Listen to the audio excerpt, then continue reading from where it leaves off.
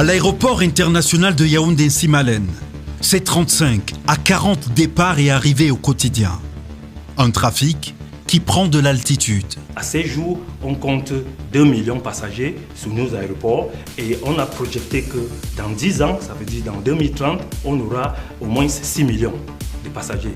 Les employés qui y travaillent s'activent pour que les passagers regagnent en temps et en heure leur avion. Une obsession d'efficacité. Une mécanique permet d'acheminer au quotidien plusieurs centaines de bagages. Et la mobilisation humaine n'est jamais à bout de souffle. Si un président constate que son bagage a été détourné,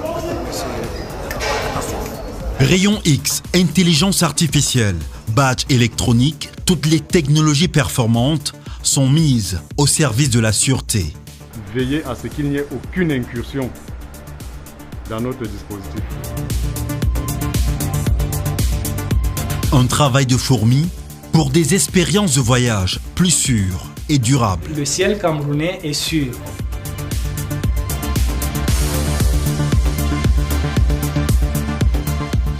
Pendant une semaine, nous avons plongé au cœur de cet aéroport et voyagé dans des zones interdites au public.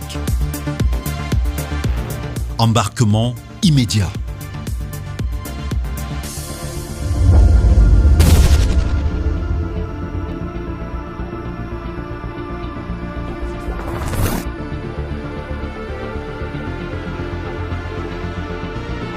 Person on board and Endurance Romani.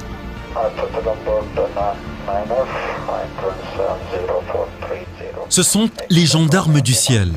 Leur mission, l'aiguillage des avions. Grâce aux moyens techniques, ils communiquent avec les pilotes jusqu'à l'atterrissage des appareils. Dans cette tour de contrôle, 20 personnels aériens se relaient.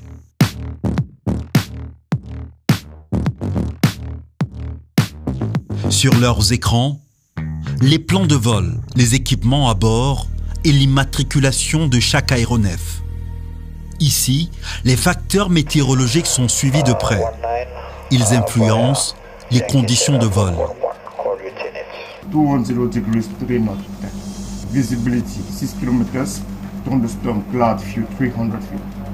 Broken 600 feet. Future Bravo 2000 feet. Temperature 22 du point 22 QNH 1018.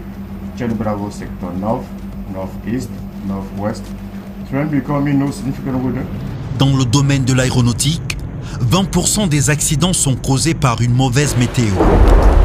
En cas de présence de nuages dangereux, les aéronefs sont redirigés vers Douala ou Bangui, les aéroports les plus proches de Nsimalène. À chaque atterrissage, c'est un soulagement. Sur le tarmac, c'est généralement elle qui prend le relais.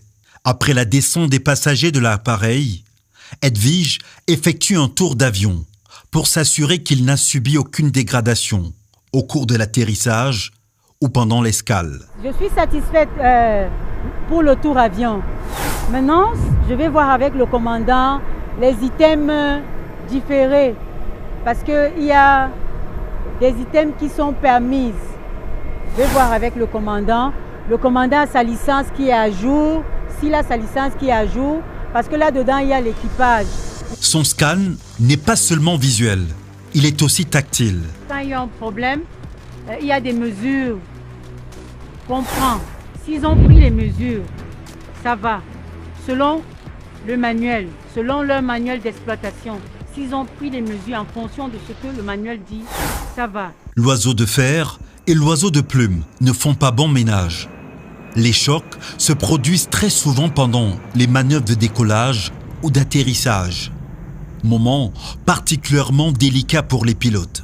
Pour mieux maîtriser ce risque, les inspections permettent de signaler tout impact. Sur le 737 de Camerco, l'avion a eu un bird strike. Comme l'avion vient à toute vitesse, il a heurté un oiseau qui a cassé le steering box, la boîte le boîtier de commande.